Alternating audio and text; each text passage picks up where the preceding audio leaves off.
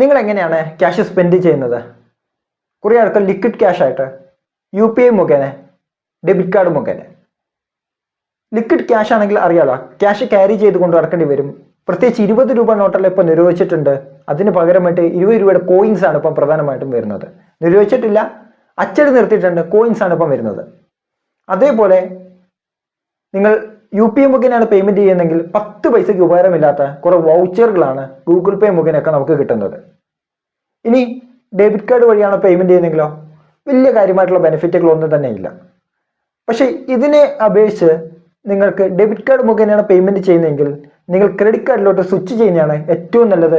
ധാരാളം ഓഫേഴ്സുകൾ, ബെനിഫിറ്റുകൾ അവിടെ ഒളിഞ്ഞിരിക്കുന്നുണ്ട്. നിങ്ങൾ ഡെബിറ്റ് കാർഡ് മുഖേന പേയ്മെന്റ് ചെയ്യുകയാണെങ്കിൽ ഏറ്റവും മികച്ച ഓപ്ഷൻ ക്രെഡിറ്റ് കാർഡിലോട്ട് സ്വിച്ച് ചെയ്യുന്നതാണ്.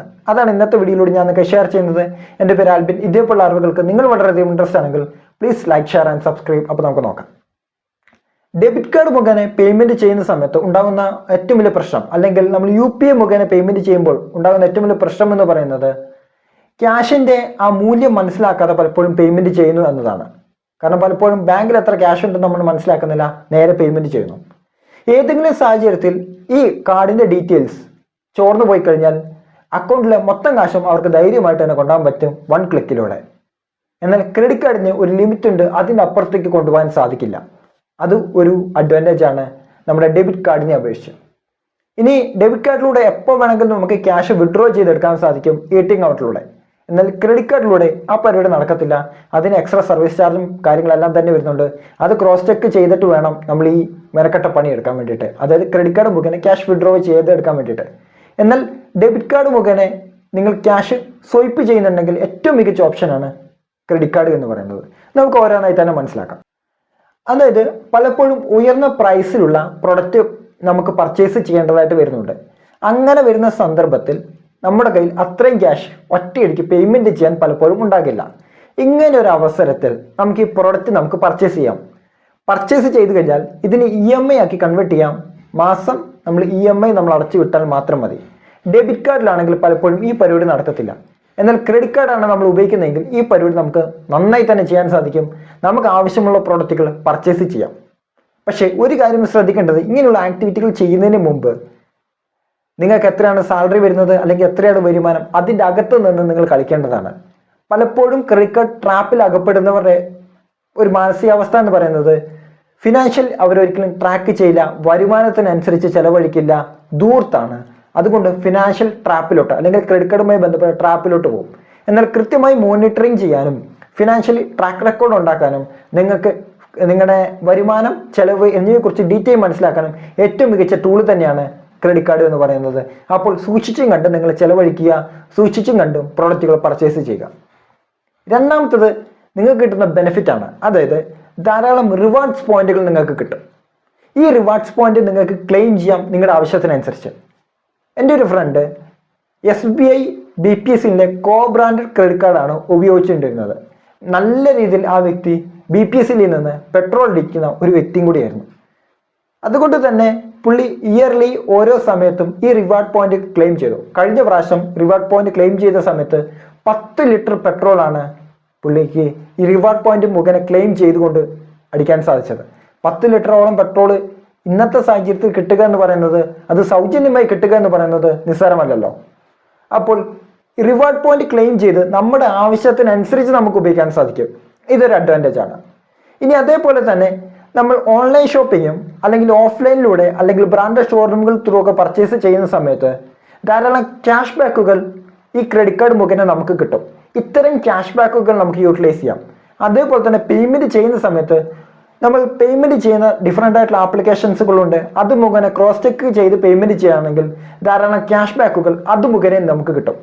അതായത് പ്രൊഡക്റ്റുകൾ പർച്ചേസ് ചെയ്യുന്ന സമയത്ത് നമുക്ക് ക്യാഷ് ബാക്ക്, അതേപോലെ നമ്മൾ ബില്ല് പേയ്മെന്റ് ചെയ്യുന്ന സമയത്തും നമുക്ക് ക്യാഷ് ബാക്ക്, അതായത് ഡബിൾ ക്യാഷ് ബാക്കിനുള്ള അവസരം ഇവിടെയുണ്ട്.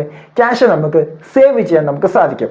അത് നമ്മൾ ഏത് പർപ്പസിനാണോ ഉപയോഗിക്കുന്നത് അതിനനുസരിച്ച് അതിനകത്ത് മാറ്റം വരാം. അടുത്ത ഏറ്റവും മികച്ചൊരു ഓപ്ഷനാണ് നമ്മുടെ സിബിൽ സ്കോർ അഥവാ ക്രെഡിറ്റ് സ്കോർ ബിൽഡ് ചെയ്യാൻ സാധിക്കുമെന്നത്. ക്രെഡിറ്റ് കാർഡ് എന്ന് പറയുന്നത് ബാങ്ക് നമുക്ക് മുൻകൂറായി ഒരു നിശ്ചിത എമൗണ്ട് നമുക്ക് നൽകുകയാണ്. അതിനനുസരിച്ചാണ് നമ്മൾ പേയ്മെന്റ് ചെയ്യുന്നത്. കറക്റ്റ് സമയത്ത് തിരിച്ചടിച്ചുകൊണ്ട് പോവുകയാണെങ്കിൽ മികച്ച ഒരു സിബിൽ സ്കോർ നമുക്ക് ബിൽഡ് ചെയ്യാൻ സാധിക്കും, അല്ലെങ്കിൽ ക്രെഡിറ്റ് സ്കോർ ബിൽഡ് ചെയ്യാൻ പറ്റും. അതുകൊണ്ട് പേഴ്സണൽ ലോണുകളായിക്കോട്ടെ, ഹോം ലോൺ ആയിക്കോട്ടെ, വെഹിക്കിൾ ലോൺ ആയിക്കോട്ടെ, ഇവ നമുക്ക് വളരെ എളുപ്പത്തിൽ കിട്ടും. കാരണം എന്തുകൊണ്ടാണ്? ബാങ്ക് നമ്മുടെ ഫിനാൻഷ്യൽ ട്രാക്ക് റെക്കോർഡ് ചെക്ക് ചെയ്യുന്നത് സിബിൽ സ്കോർ മുഖേനയാണ്. മികച്ച ഒരു ഹിസ്റ്ററി നമുക്ക് ബിൽഡ് ചെയ്യാൻ സാധിക്കും. വളരെ എളുപ്പത്തിൽ നമുക്ക് ലോൺ കിട്ടാൻ സഹായകരമായി തീരും. അതുകൊണ്ട് നമുക്ക് സിബിൽ സ്കോർ ബിൽഡ് ചെയ്യാനുള്ള ഏറ്റവും മികച്ച ടൂളാണ് ഈ ക്രെഡിറ്റ് കാർഡ് എന്നത്.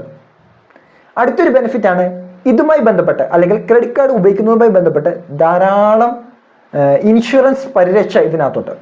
ട്രാവൽ ഇൻഷുറൻസ്, ബാഗേജ് ഇൻഷുറൻസ്, അതേപോലെ കാർഡ് പ്രൊട്ടക്ഷൻ, പർച്ചേസ് ഇൻഷുറൻസ്, ഇങ്ങനെ ഡിഫറെൻ്റ് ആയിട്ടുള്ള ഇൻഷുറൻസ് പരിരക്ഷയുണ്ട്. അതായത് നമ്മൾ ക്രെഡിറ്റ് കാർഡ് ഉപയോഗിച്ച് എയർ ടിക്കറ്റ് ബുക്ക് ചെയ്യുന്നു.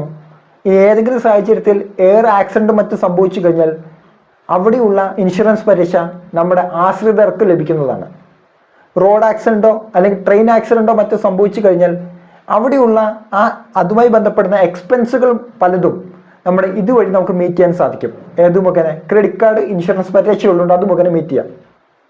ഇനി ഏതെങ്കിലും സാഹചര്യത്തിൽ നമ്മുടെ ഫ്ലൈറ്റ് ഡിലേ ആവുന്നു, അതുമായി ബന്ധപ്പെട്ടും വരുന്ന ചിലവുകൾക്കും മറ്റും ഈ ഇൻഷുറൻസ് പരിരക്ഷ നമുക്ക് ലഭിക്കും ക്രെഡിറ്റ് കാർഡിലൂടെ ടിക്കറ്റ് ബുക്ക് ചെയ്യുമ്പോൾ.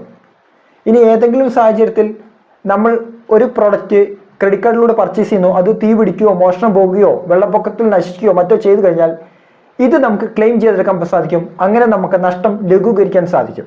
ഇനി നമ്മുടെ ഡെബിറ്റ് കാർഡിലെ ഡാറ്റയാണ് ചോർന്നതെങ്കിൽ അതിലുള്ള മൊത്തം ക്യാഷ് അവർക്ക് എടുത്തുകൊണ്ട് പോകാൻ സാധിക്കും. എന്നാൽ ക്രെഡിറ്റ് കാർഡിലാണെങ്കിലോ ഒരു ലിമിറ്റ് ഉണ്ട്, അതിൻ്റെ അപ്പുറത്തേക്ക് പോകാൻ സാധിക്കില്ല. അപ്പോൾ ഇങ്ങനെയുള്ള ധാരാളം പ്രൊട്ടക്ഷൻ ഓപ്ഷൻസുകൾ, ഫിനാൻഷ്യൽ പ്രൊട്ടക്ഷൻ ഓപ്ഷൻസുകൾ ഈ ക്രെഡിറ്റ് കാർഡിനകത്തുണ്ട്.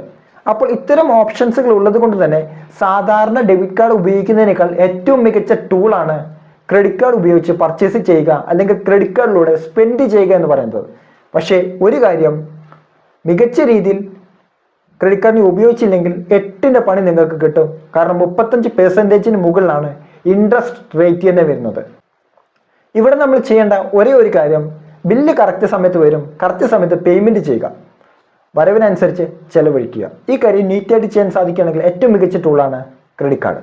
അപ്പോൾ ഈ അറിവ് വളരെ ഉപകാരമായെങ്കിൽ please like, share and subscribe. അടുത്ത വീഡിയോയിൽ മറ്റൊരു ടോപ്പിക്കുമായി നമുക്ക് വീണ്ടും കാണാം. ബൈ.